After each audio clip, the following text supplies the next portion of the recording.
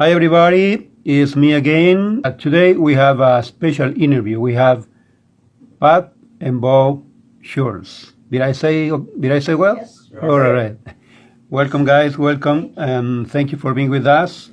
This is a very special moment for me because we usually have had a conversation, a familiar conversation, and I think this is a great opportunity that the community can know both of you guys like a couple and both of you guys like an individual person, right?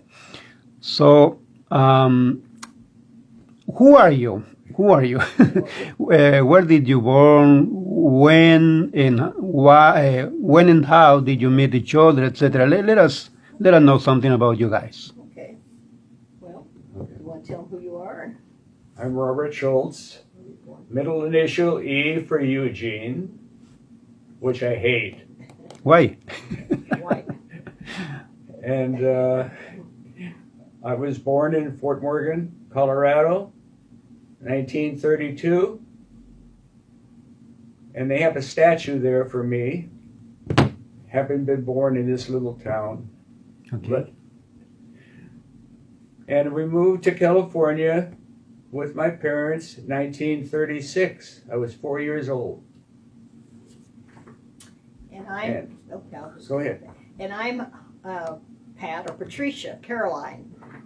My maiden name was Wilkins Schultz. And I was born in England. My mother was an English war bride. My father was an American GI on his way to the Battle of the Bulge in Normandy. I was born in September 2nd, 1944. And I came to America when I was 2.5 and first moved to a little small farm town in Missouri and then moved to Kansas where I went to high school. And then I came to California about 57 years ago. And we met. My profession is a banker. I worked for Bank of America for 38 years.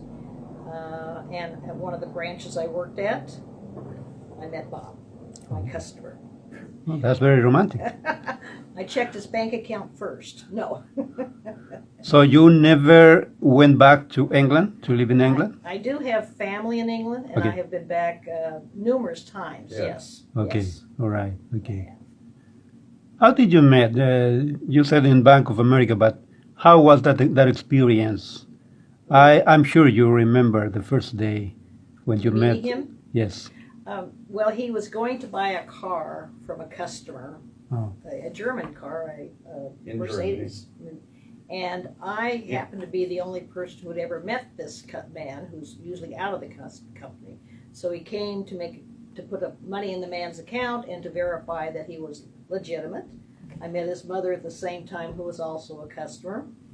And we had lunch later, but it took about 25 years to catch him. Okay. So it was a long romance. Tell them about your business. What did you do? Well, anyway, when I got out of the service in Korea, I was with Western Airlines for about 6 months, and they went bankrupt. So I was looking for a job before they kicked me out of the door. Yeah. And I ended up working for a friend of mine that became one of my closest friends at Zip Studios for lunch one day with my former wife and mother of my children. And from that day on, I worked for the film business for 49 years and never had a day off, really, in 49 years. So I had a career, a very long career, with a lot of big features, a lot of big directors, a lot of wonderful friends that now are all gone, unfortunately. But anyway, that was my profession, and after I married her, I retired. Okay. She was the banker. And I still worked. Still work. Okay. What about children? What about kids? Okay. Uh, Go ahead. I have 4 grandchildren, 5 great-grandchildren, and they all live in the Virginia area, Okay. and which is not good, but yet it is good in a way. Well, you But, can you can fly whenever you want. And I have a son here, living here, and is married. And I guess that's the extent of my family. My daughter is the one in Virginia with the grandchildren. Virginia, Yeah. okay. You go see her? Do we see her? You go see her? Yeah. Okay. And Pat? Yes, and I have 2 children also. Okay. I have a son and a daughter. So we have a blended family because they all call us mom and dad and grandma and great grandma. So we have no children together. This is enough. We spend a lot of time with both of our families, blended families, and they all get along well, which is great. Okay. Do you miss England? I do miss England. I do keep in touch. I talked to my cousin this week, who's just a little younger than I, who's a bachelor, and I worry about him because he's by himself. But I would like to go back. Okay. All right. Have tea. I'd love to meet the Queen, but that I haven't. We almost did. We almost did. But Almost. Just sister. Almost, okay. Yeah. And Bob, an England lady is a good choice for wife? Yeah. What's the best? What's the best on your marriage? How long you been married? How long you been married? And what's the best? What was the best experience? November the 11th. 25 years, almost 26 years. 25 years. Okay. Yeah. And really, the reason we came to St. Nicholas is when we were getting married, since we'd been married before, divorced, we went through marriage counseling, and we went to a priest that was here at this church before we actually got married in Kansas with all our family coming to my hometown. It was kind of unique because we spent the time with my new mother-in-law and my ex-mother-in-law, and had a surprise party for her first before we got married. But that's where we were married with all the children, Good. and that's how we came here All right. What is your experience in the church? in the church. Your background in the church. Well, I was christened in the Church of England, and in my childhood, I went to the Episcopal Church in my hometown. Your church, Breen. Yeah. My hometown where I was born, my family attended and built the church in town, in our little town of Fort Morgan. It was a Lutheran church because everybody was German and they were all Lutheran. Lutheran. Yes, and I went through Bible classes and got confirmed there. And when we moved out in California, the first church I went to was a Methodist church, actually, in Hollywood. It's still there, and the reason we lived in Hollywood, and my folks thought it'd be the closest place to go, but it had a great big basketball court and theater, so I loved that. So of course. It's quite a church, big church, but the attendance as far as my end of it was off and on, because I went to a military school in actually it was in the Hollywood area too, down called Black Fox Military, and between that and playing sports and all that, I didn't really get that much involved in that church.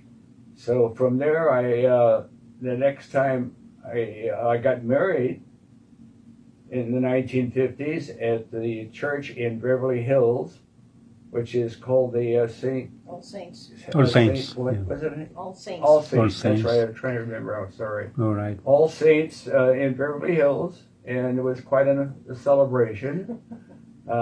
So that was, I think, the last time I was able to really seriously attend a church is that one. Okay. Because of my business, unfortunately, why there's not a lot of good marriages is a lot of traveling.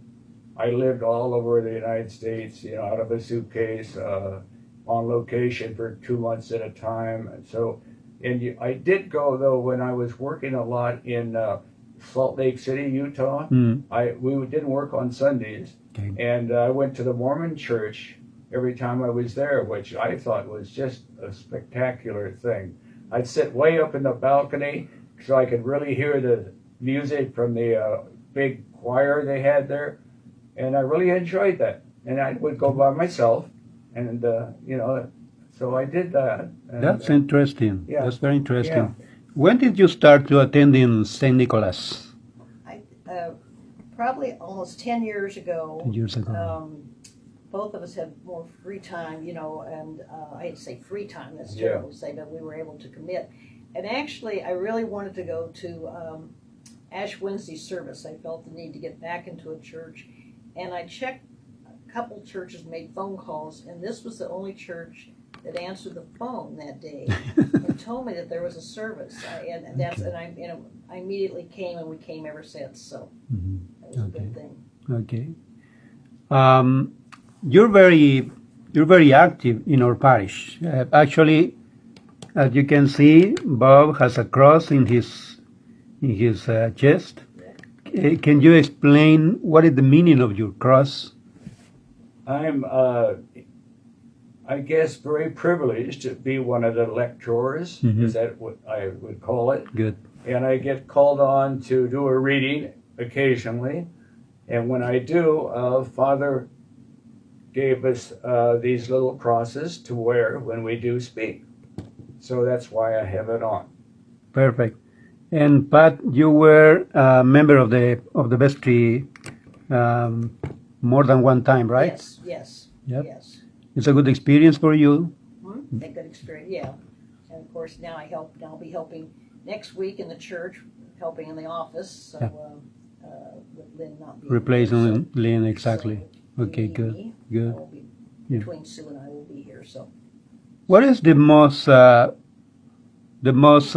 likely thing in Saint Nicholas for you guys? what we like. What's the in another words? What's the reason you stay in Saint Nicholas after 10 years? Because it's more like a family than a big mega church. Because I've always noticed my churches in my little town, Fort Morgan, are very full. I mean, they're good-sized churches. But when you go there, the only person you know is your relative that you go there with. That's true. It's you don't know everybody. Even in a small town, we usually know a lot of people. So I guess because the feeling here is it's more like family. And, naturally we keep in touch with some of them, and, We know each other, right? Yeah. By we do. name and last name and And everything. that's Yeah. not always true for, in the past, churches were not, especially Episcopal churches, were not known to be overly friendly churches, which was kind of unique. They were a little aloof, so that was unique, and that's where we stayed. And what can you tell us about the experience of sharing the church with the Latino people? Oh, well, we love Latino people. I think we have a good rapport with them. For me, it's hard a little bit because I don't speak Spanish. I've tried, but I know a few words, not the good words, but the bad words. Yeah. But that's the only thing. They're great. We have a lot of nice friends, really, some good friends. And we love you guys. Yeah. We love you. We feel comfortable with you guys. They're family, and we're all one family in this church. Exactly. As I've said numerous times, and we learn about their culture, which is interesting. Good food. Yeah, I miss those. That's a good point. We miss that. Miss time. the lunches. Yes. What's the best food for you from Latino people? Oh, I'm not going to say because there's too much. If I pick the wrong food, there'll be a war. I love it all. You don't want to run the risk. Really good things, Okay. I'm laughing because one says they make one Yeah. better than the other. So all the food's Okay. good. But I suppose you like tacos, you like pupusa, you like Yeah. Oh yeah. I everything don't we think do, there's right? anything we don't. Okay. We don't like it too spicy. Yeah. But By the way, we are expecting that pandemic should be over soon, so we can try again our delicious food. Right? we need that. We need that, We yeah. need that as a church family. Exactly. One more question. What is what are we missing in St. Nicholas Church? I think it's the outreach. I think that we need more people. We need families in this church. We need the youth to come, to be here, and to grow for the next generation, to carry the church on. So I think it's all of our jobs to reach out, to invite people. And it's hard because people don't find that they need to go to church. Maybe this pandemic will help in some ways that people feel the need to come back to church. because I think some of our friends are kind of jealous of the fact that we are able to attend a church where they're not able to go other than watching it. So, we need to grow our numbers. Okay. And I don't know how. Maybe a television commercial with you.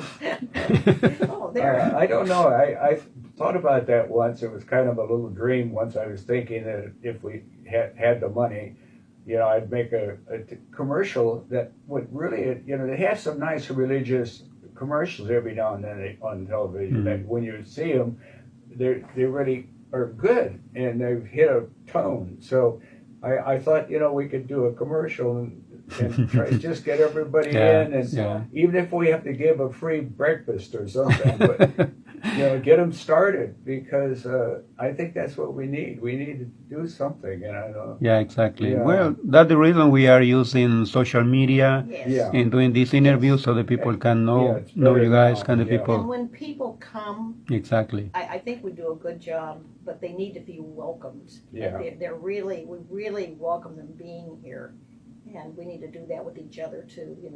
But, exactly. Yeah. Going back to you guys in the personal things, what is your favorite entertainment? Entertainment. Well, right now, what are we watching? Football. Watching football? All weekend. There's 4 big games this weekend. So what's your team? We watch a lot of football. Of course, his team? She has relatives that played at the Air Force Academy. Okay. Whatever. So it's like... we're really kind of into it. Good. So. It's funny because with the Latino families, men, I always discuss football and they put the soccer. Soccer, so we discuss. Sometimes when they're not in church, I said, soccer today? Yeah. When we're in England, it's rugby. Yeah. But we like movies. We like to, we socialize. Well, I probably shouldn't say. We have a happy hour on our porch quite often with the neighbors and visit. We've got a very good community, so we'll cut this out, okay? Well, unfortunately, in this pandemic time, a lot of our membership or parishioners are not coming to the church, to the mass, because they say they are afraid. Yes. What would you like to tell them about that feeling of being afraid, instead of being trust in God, in Jesus, in the community? Well, we're both older senior citizens, and so we feel that the church we need the church, we need to be in the church. God wants us in the church. We need each other in the church, but I believe the church has done everything they can do to make it safe. We go through all the procedures. Everybody wears their masks, they take temperatures, they do everything. So I feel very safe and secure here. Probably safer here than I do when you go to the store and things like that. So that's true. Please come to church. It's a place to be. Of course. Well, I really appreciate your company today, and let me tell you, our feeling like Latino people being in your house, what is our house now. From more than 10 years ago, we are here. You guys open your arms for us, and we really feel very comfortable here. We are committed to give the best of us, and with your help, we are trying to do it. I personally am very thankful with you guys, specifically with you both. Bob and Pat. We love you guys. We thank you.